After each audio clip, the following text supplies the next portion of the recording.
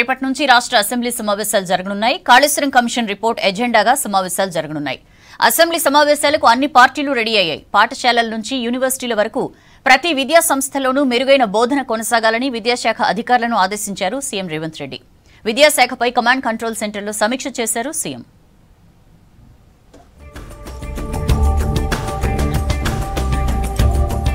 రేపటి నుంచి రాష్ట్ర అసెంబ్లీ సమావేశాలు జరగనున్నాయి. ఉదయం 10:30కు శాసనసభతో పాటు శాసనమండలి ప్రారంభం కానుంది.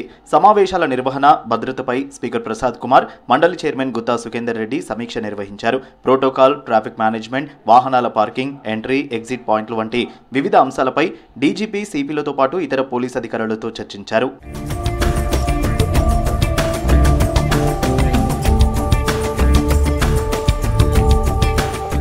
మధ్యాహ్నం 1 గంటకు అసెంబ్లీ హాల్లో కేబినెట్ సమావేశం జరగనుంది. స్థానిక సంస్థల్లో బీసీలకు 42% రిజర్వేషన్లు ఇచ్చే అంశంపై చర్చించే అవకాశాలు ఉన్నాయి. ఇటు అసెంబ్లీ సమావేశాలకు అన్ని పార్టీలు రెడీ అయ్యాయి. కాళేశ్వరం కమిషన్ రిపోర్ట్ ఎజెండాగా సమావేశాలు జరగనున్నాయి. జస్టిస్ ఘోష్ కమిషన్ రిపోర్టుపై రాష్ట్ర ప్రభుత్వం ఏం చేయబోతోంది, ఎలాంటి నిర్ణయం తీసుకుంటుందోనని ఉత్కంఠ నెలకొంది.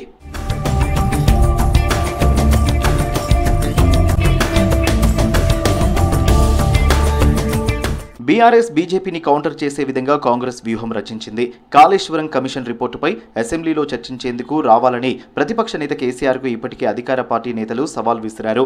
అసెంబ్లీ సమావేశాల్లో బీసీ రిజర్వేషన్లు, రాష్ట్రంలో యూరియా కొరతపై బీజేపీని కార్నర్ చేసేందుకు వ్యూహం సిద్ధం చేశారు కాంగ్రెస్ సభ్యులు.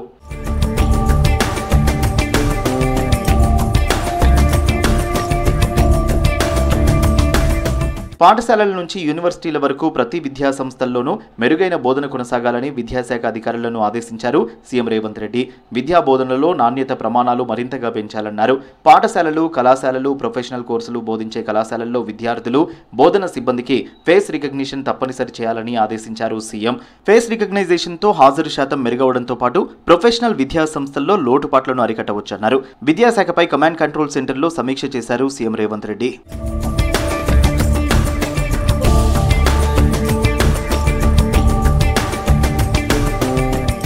విద్యాశాఖ పరిధిలో అదనపు గదులు, వంటగదులు, మూత్రశాలలు, మరుగుదొడ్లు, ప్రహారీల నిర్మాణం వివిధ విభాగాలు చేపట్టడం సరికాదని అభిప్రాయపడ్డారు సీఎం.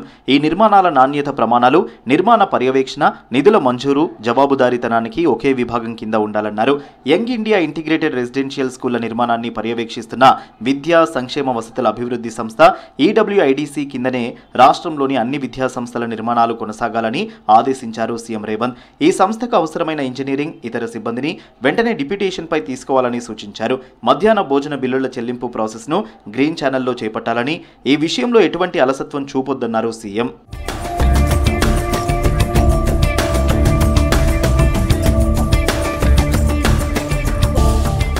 తెలంగాణలోని మహిళా కళాశాలలు, బాలికల పాఠశాలల్లో అవసరమైన వసతులు కల్పించాలని, మూత్రశాలలు, మరుగుదొడ్లు, ప్రహారీల నిర్మాణాన్ని వేగవంతం చేయాలని ఆదేశించారు సీఎం. కంటైనర్ కిచెన్లకు ప్రాధాన్యం ఇవ్వాలన్నారు. ప్రతి పాఠశాలలో క్రీడలకు ప్రాధాన్యం ఇవ్వాలని సూచించారు. అవసరమైతే కాంట్రాక్ట్ పద్ధతిన వ్యాయామ ఉపాధ్యాయులను నియమించే అంశాన్ని పరిశీలించాలని ఆదేశించారు. అమ్మ ఆదర్శ పాఠశాలల కింద పాఠశాలల్లో పారిశుద్ధ్య పనులకు సంబంధించిన బిల్లులు తక్షణమే విడుదల చేయాలన్నారు. సంక్షేమ గురుకుల పాఠశాలల్లోని బాలికలకు వివిధ అంశాలపై కౌన్సిలింగ్ ఇచ్చేందుకు మహిళా కౌన్సిలర్లను నియమించాలని సూచించారు. విద్యారంగంపై పెడుతున్న ఖర్చును తాము ఖర్చుగా కాకుండా పెట్టుబడిగా చూస్తున్నామన్నారు సీఎం.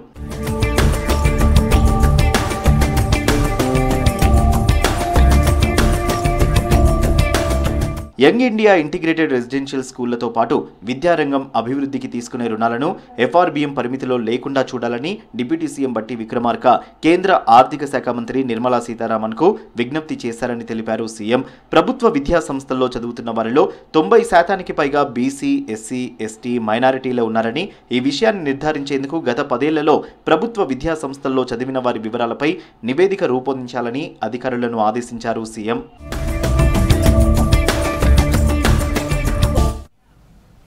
రాష్ట్రంలో 4 రోజులుగా కురిసిన వర్షాలతో వరదలు బీభత్సం సృష్టించాయి. పలు జిల్లాలు అస్తవ్యస్తమయ్యాయి.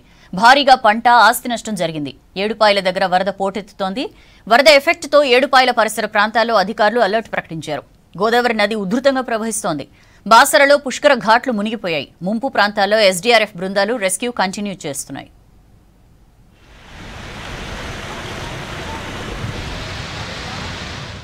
రాష్ట్రంలో ఇక నుంచి వర్షాలు కాస్త తగ్గుముఖం పడతాయన్నారు వాతావరణ శాఖ అధికారులు.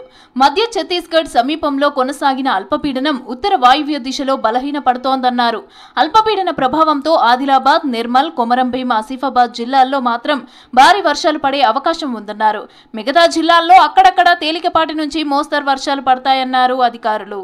ఈ తీవ్ర అల్పపీడనం నిన్న ఉదయానికే తీరాన్ని దాటి బలహీనపడింది. సాయంత్రానికి మరింత బలహీనపడి ఛత్తీస్గఢ్ ప్రాంతంలోకి చేరుకుంది.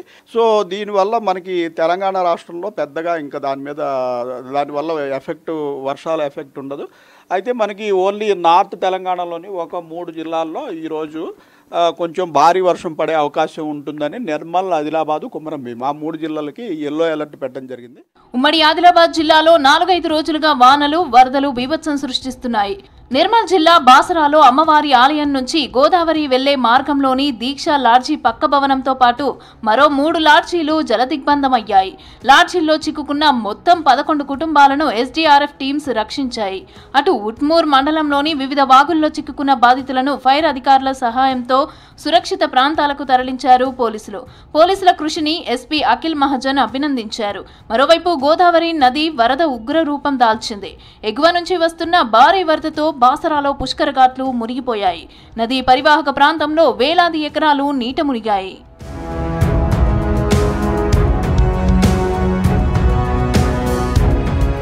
కుంభవృష్టికి మెదక్ జిల్లా అతలాకుతలమైంది. 2 రోజుల కుండపోత వానలకు అనేక ప్రాంతాలు నీట మునిగాయి. ఇండ్లు కూలిపోగా చెరువులకు గన్లు పడ్డాయి. పోచారం డ్యాం ఉధృతికి హవేలీ గణపూర్ మండలం సర్తనకు చెందిన 600 మందిని మెదక్లోని పునరావాస కేంద్రాలకు తరలించారు. వర్షాలతో ఇండ్లు కూలిన వారికి సర్కార్ సహాయం ప్రకటించింది. సిద్దిపేట జిల్లా తొగుట మండలంలో నిన్న రాత్రి కురిసిన భారీ వర్షానికి వరద ఇంకా తగ్గలేదు. మెదక్ జిల్లాలో కురిసిన భారీ వర్షాలకు ఏడుపాయల దగ్గర వరద పోటెత్తుతోంది. వరద ఎఫెక్టుతో ఏడుపాయల పరిసర ప్రాంతాల్లో అధికారులు అలర్ట్ ప్రకటించారు. వరద ముప్పుతో సురక్షిత ప్రాంతాలకు వెళ్లాలని హెచ్చరికలు జారీ చేశారు.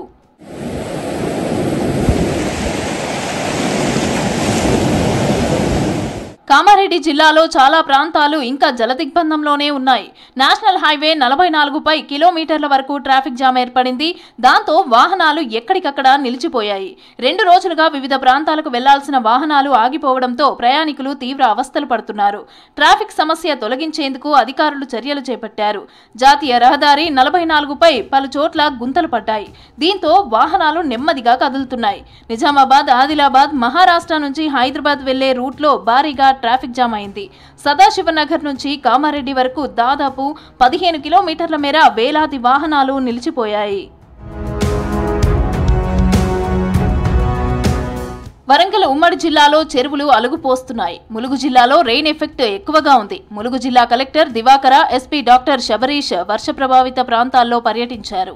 భారీ వర్షాలకు గోవిందరావుపేట మండలంలోని వాగు ఉధృతంగా ప్రవహిస్తూ ఉండటంతో లోతట్టు ప్రాంత వాసులను పునరావాస కేంద్రాలకు తరలించారు. తాడ్వాయి మండలంలో జంపన్న వాగు, ఊరెట్టం వాగులు ఉధృతంగా ప్రవహిస్తున్నాయి. జలగలంచ వాగుతో రాకపోకలకు ఇబ్బందిగా మారింది. క్రమంగా గోదావరి ప్రవాహం పెరుగుతోంది. భూపాలపల్లి డివిజన్ పరిధిలోని 2-3 ఉపరితల బొగ్గు గనుల్లోకి వరద చేరింది.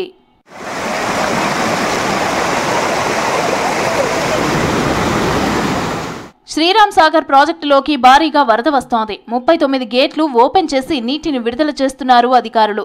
ఎస్ఆర్ఎస్పీకి 4,30,000 క్యూసెక్కుల ఇన్ఫ్లో, 5,25,322 క్యూసెక్కుల అవుట్ఫ్లో ఉంది. ఎల్లంపల్లి ప్రాజెక్టుకు భారీగా వరద కొనసాగుతోంది. ప్రాజెక్టులో 38 గేట్లు ఎత్తి 6,76,835 క్యూసెక్కుల వరదను విడుదల చేస్తున్నారు.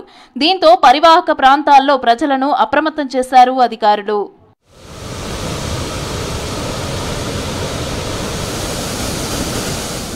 ఉమ్మడి ఆదిలాబాద్ జిల్లాలో ఇటీవల కురిసిన వర్షాలతో జలపాతాలు జాలువారుతున్నాయి.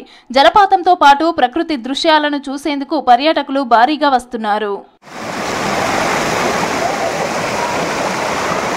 కేంద్రంలో అధికారంలో ఉన్న ఎన్డీఏ సర్కార్ ఫెడరల్ స్ఫూర్తితో ముందుకెళ్లాలన్నారు రాష్ట్ర మంత్రులు. రైతులకు సరైన టైంలో యూరియా అందజేయడంలో కేంద్రం విఫలమైందన్నారు. జూబ్లీహిల్స్లోని అన్ని సమస్యలను పరిష్కరిస్తామన్నారు. వర్షాలు, వరదల సమయంలో ప్రజలకు అధికారులు అందుబాటులో ఉండాలని ఆదేశించారు మంత్రులు.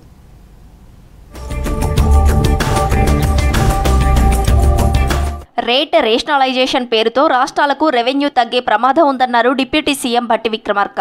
అన్ని రాష్ట్రాల ఆర్థిక పరిస్థితులు బాగుంటేనే దేశం బాగుంటుందన్నారు. ఫెడరల్ స్ఫూర్తితో కేంద్రం వ్యవహరించాలని సూచించారు. లేదంటే రాష్ట్రాల్లో సంక్షేమ పథకాలు, అభివృద్ధి, మౌలిక సదుపాయాలపై పెద్ద ఎత్తున ప్రభావం పడుతుందన్నారు భట్టి. తెలంగాణకు దాదాపు 7,000 కోట్ల రూపాయలు నష్టం వాటిల్లుతుందన్నారు. ఢిల్లీలో జీఎస్టీ రేషనలైజేషన్ పై చర్చలో పాల్గొన్నారు భట్టి విక్రమార్క. ఉదాహరణకి తెలంగాణ రాష్ట్రానికి సంబంధించినంత వరకే చూస్తే దీనివల్ల దాదాపు 7,000 కోట్ల రూపాయలు నష్టం రాష్ట్రానికి వచ్చేటట్టుగా అంచనాలు చెప్తా ఉన్నాయి. ఇటువంటి పరిస్థితుల్లో ఒక రాష్ట్రానికి 7 నుంచి 10,000 కోట్ల దాకా నష్టం వచ్చే పరిస్థితి ఉన్నప్పుడు ఆ రాష్ట్రాల యొక్క ఆర్థిక పరిస్థితి పైన, ప్రణాళికల పైన, వెల్ఫేర్ సంక్షేమ పైన పెద్ద ఎత్తున ప్రభావం పడుతుంది. కాబట్టి ఈ రేట్స్ రేషనలైజేషన్ ని ఆహ్వానిస్తూనే ఈ జరిగే వచ్చేటువంటి నష్టాన్ని పూరించడానికి కాంపెన్సేషన్ కింద కొన్ని మార్గాల్ని కేంద్ర ప్రభుత్వం ఆలోచన చేసి ఇవ్వాల్సిందిగా. రాష్ట్రంలో యూరియా కష్టాలు తీరుతున్నాయని చెప్పారు వ్యవసాయ శాఖ మంత్రి తుమ్మల నాగేశ్వరరావు. 2 రోజుల్లో రాష్ట్రానికి 21,325 మెట్రిక్ టన్నుల యూరియా వస్తుందని చెప్పారు. గద్వాల, పెద్దపల్లి, జగిత్యాల, వరంగల్, సనత్ నగర్, జడ్చర్ల, కరీంనగర్, పందిళ్లపల్లి, గజ్వేల్, మిర్యాలగూడ, నాగిరెడ్డిపల్లి రైతులకు యూరియా అందుబాటులో ఉండనుంది. అక్కడి నుంచి డిమాండ్ పరంగా జిల్లాలకు యూరియా పంపిణీ ఉంటుందన్నారు. సెప్టెంబర్ మొదటి వారంలోగా గంగవరం, దామ్రా, కరాయికల్ పోర్టుల నుంచి మరో 29,700 మెట్రిక్ టన్నుల యూరియా రానుందన్నారు మంత్రి. మరోవైపు వరద ప్రభావిత జిల్లా కలెక్టర్లతో మాట్లాడిన మంత్రి తుమ్మల సాయంత్రంలోగా పంట నష్టంపై సమగ్ర నివేదిక అందించాలని అధికారులను ఆదేశించారు.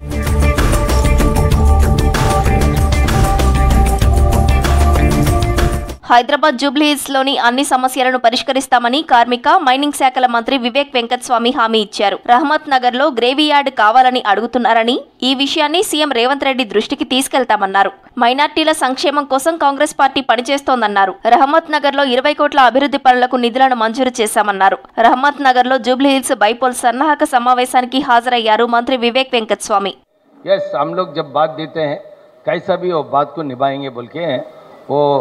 वो ही रास्ते से हम लोग चलते हुए हैं. ये जो इशू है कब्रिस्तान का, मैं ऑलरेडी मुख्यमंत्री से बात किया, क्योंकि मैं जब यहाँ इंचार्ज बना, यहाँ आए जब आप लोग सब यही इशू रेज करें और बाकी का इश्यूज भी अपना कॉरपोरेशन एरिया में बहुत हैदराबाद कॉरपोरेशन एरिया में फंड्स ज़्यादा अलॉट करने का ज़रूरत है और ये कब्रिस्तान का बहुत इंपॉर्टेंट इशू है. ఖమ్మం జిల్లా కూసుమంచి మండలంలో పర్యటించారు మంత్రి పొంగులేటి శ్రీనివాసరెడ్డి. పాలేరు జలాశయం వద్ద మినీ పవర్ ప్లాంట్ ను పరిశీలించారు. విద్యుత్ ఉత్పత్తి జరగకపోవడానికి కారణాలు తెలుసుకున్నారు. సమస్యలు పరిష్కరించి కరెంటు ఉత్పత్తి ప్రారంభించడానికి చర్యలు తీసుకోవాలని ఆదేశించారు మంత్రి పొంగులేటి. అత్యవసర పరిస్థితుల్లో నిమ్స్కు వస్తున్న పేషెంట్ల విషయంలో మరింత అప్రమత్తంగా వ్యవహరించాలని నిమ్స్ వైద్యాధికారులకు సూచించారు మంత్రి దామోదర రాజనరసింహ. వీలైనంత త్వరగా పేషెంట్లను అడ్మిట్ చేసుకుని ట్రీట్మెంట్ అందించాలని సూచించారు. ఎమర్జెన్సీ వార్డులో అవసరమైన చికిత్స అందించి సంబంధిత వార్డుకు పేషెంట్ ను షిఫ్ట్ చేయాలన్నారు. నిమ్స్ వైద్య సేవలపై డైరెక్టర్ బీరప్ప, ఇతర ఉన్నతాధికారులతో సమావేశం నిర్వహించారు మంత్రి దామోదర రాజనరసింహ.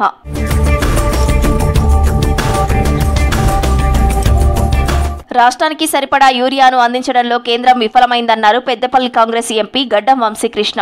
రామగుండం ఎరువుల ఫ్యాక్టరీని సందర్శించామని, అందులో లోపాలను గుర్తించామన్నారు. అధికారుల నిర్లక్ష్యంతో ప్లాంట్లో సాంకేతిక లోపాలు తలెత్తుతున్నాయని ఇప్పటికే కేంద్ర మంత్రులకు చెప్పామన్నారు. ఫ్యాక్టరీలో జరిగే లోపాలపై సమగ్ర విచారణ జరిపించాలని డిమాండ్ చేశారు ఎంపీ వంశీకృష్ణ. దాదాపు 2 నెలల ముందే ఆర్ఎఫ్సిఎల్ విజిట్ పెట్టుకొని అక్కడ అధికారులతో మాట్లాడి ఇక్కడ అవుట్పుట్ ఏంది కథ అని చెప్తే మొత్తం చెప్పి దాదాపు 13 లక్షల టన్నులు ఏదైతే అవుట్పుట్ రావాల్సిందో ఆ ప్లాన్ నుంచి కేవలము 9 లక్షల టన్నులు అవుట్పుట్ వస్తుండే. ఇప్పుడు మీరు చూస్తే సగం టైం అది షట్ డౌన్లో ఉన్నది. విజిట్ చేసినప్పుడు కూడా అధికారులను ఒకటే ఒక ప్రశ్న అడగడం జరిగింది, ఈ పైప్ లైన్లు ఏదైతే ఉన్నాయో లీకేజ్లు అయితే ఏంది పరిస్థితి, దీని సేఫ్టీ మెకానిజమ్స్ ఏవి, మీరందరూ చూసినారు. పైప్ లైన్ సమస్యలు వచ్చేసి మళ్ళీ ప్లాంట్ బంద్ చేయాలని చెప్పి ఇట్లా కంప్లీట్లీ నిర్లక్ష్యం చేసి ఆ ప్లాంట్ నడుస్తుందని చెప్పి దీని మీద కూడా కేంద్రంలో లెటర్లు పెట్టినాము. రాష్ట్రంలో వర్షాలు, వరదల సమయంలో అధికారులు అందరూ 24 గంటలు అలర్ట్ గా ఉండాలని ఆదేశించారు మంత్రులు. ఆస్తి, పంటలు నష్టపోయిన రైతులను అన్ని విధాలా ఆదుకుంటామన్నారు. ఎవరూ ఆందోళన చెందవద్దని భరోసా ఇచ్చారు మంత్రులు. భారత్ జపాన్ బంధం కాలాతీతమైందన్నారు ప్రధాని మోదీ. సైన్స్ అండ్ టెక్నాలజీ రంగంలో జపాన్తో కలిసి పనిచేస్తామన్నారు. అసోం అభివృద్ధి చెందిన రాష్ట్రంగా రూపాంతరం చెందుతోందన్నారు కేంద్ర మంత్రి అమిత్ షా. వాణిజ్య చర్చల్లో దేశ ప్రయోజనాలే ముఖ్యమన్నారు సెంట్రల్ మినిస్టర్ గోయల్. బీజేపీ దాడులకు భయపడేది లేదన్నారు ఎల్ఓపీ రాహుల్. అక్రమ చొరబాట్లను ప్రోత్సహించిన అమిత్ షా తల నరికినా తప్పులేదన్నారు టీఎంసీ ఎంపీ మహువా మొయిత్రా.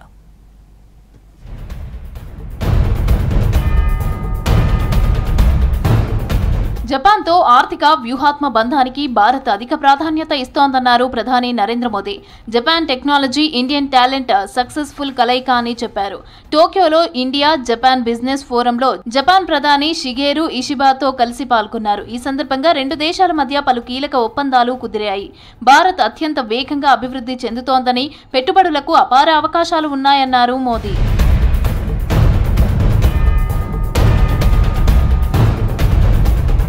2 రోజుల పర్యటన కోసం టోక్యోకు చేరిన ప్రధాని మోదీకి గ్రాండ్ గా వెల్కమ్ లభించింది.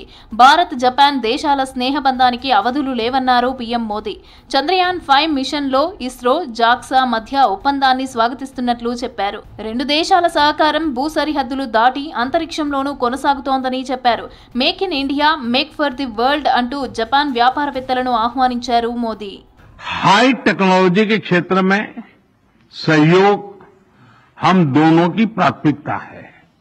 हम मानते हैं कि जापानी technology and Indian talent are a winning combination. Chandrayaan 5 mission में सहयोग के लिए इसरो और जाक्सा में बनी सहमति का हम स्वागत करते हैं. ఎన్డీఏ పాలనలోనే అస్సాం ప్రగతి పథంలో పయనిస్తోందన్నారు కేంద్ర మంత్రి అమిత్ షా. గత పాలకులు చొరబాటుదారులను ప్రోత్సహించేవారని చెప్పారు. బీజేపీ ప్రభుత్వం ఏర్పడ్డాక అక్రమ చొరబాట్లపై ఉక్కుపాదం మోపినట్లు తెలిపారు. గౌహతిలో పర్యటించిన షా పలు అభివృద్ధి పనులకు శంకుస్థాపన చేశారు. ప్రధాని మోదీ, సీఎం హిమంత నాయకత్వంలో అస్సాం అభివృద్ధి చెందిన రాష్ట్రంగా రూపాంతరం చెందుతోందన్నారు షా. इतने सारे प्रबुद्ध जन बैठे हैं, मुझे कहे कि मतदाता सूची में विदेशी नागरिकों को स्थान मिलना चाहिए क्या? कि अपनी वोट बैंक को मजबूत करने के लिए येन केन प्रकार सत्ता प्राप्ति के लिए मतदाता सूची में से घुसपैठियों को निकालने का विरोध हो रहा है. कि आसाम को और पूरे देश को घुसपैठिया मुक्त कराने का हमारा संकल्प है और वो हम पूरा कर करेंगे. ప్రపంచ దేశాలతో వాణిజ్య చర్చల్లో దేశ ప్రయోజనాలకే మోదీ సర్కార్ ఫస్ట్ ప్రయారిటీ ఇస్తోందన్నారు కేంద్ర మంత్రి పీయూష్ గోయల్. ఏ దేశంతోనైనా స్వేచ్ఛా వాణిజ్య ఒప్పందానికి భారత్ సిద్ధంగా ఉందన్నారు. అయితే ఆ చర్చలు దేశంలోని 140 కోట్ల ప్రజల ఆత్మగౌరవాన్ని ప్రతిబింబించేలాగా ఉంటాయని చెప్పారు. భారత్తో ఎఫ్టీఏ అగ్రిమెంట్ కోసం అన్ని దేశాలు పోటీ పడుతున్నట్లు చెప్పారు Goyal. But let this be a completely self-sufficient, industry-led initiative. And at every point of time, the important criteria should be an assessment of its outcome and whether the participants go back happy and satisfied at their investment. బీహార్లో CM Nitish సర్కార్పై ప్రజలు ఆగ్రహంతో ఉన్నారన్నారు LOP Rahul Gandhi. Voter అధికార్ యాత్రలో ప్రజల నుంచి భారీ స్పందన లభిస్తోందని చెప్పారు. 13వ రోజు ఆర్జేడీ నేత తేజస్వి యాదవ్తో కలిసి గోపాల్గంజ్లో పర్యటించారు. ఈసీ, బీజేపీ ఓట్ల చోరీపై పోరాటం కొనసాగుతోందన్నారు. బీహార్లో అవినీతి, నియంతృత్వ పాలన అంతమొందించాలని ప్రజలకు పిలుపునిచ్చారు రాహుల్.